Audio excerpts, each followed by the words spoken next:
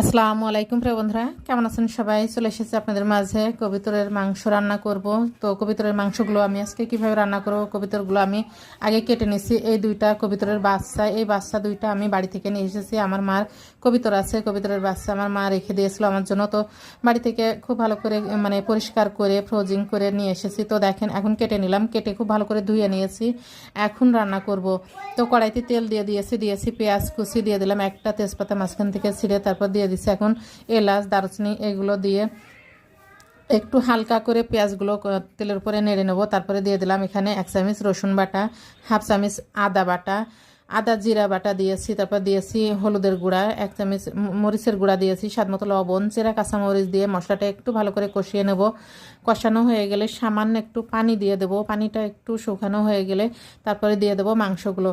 তো আমি বাটা মশলা দিয়ে রান্না করি, তো বাটা মশলার পানিটাই দিয়েছি। এই পানিটা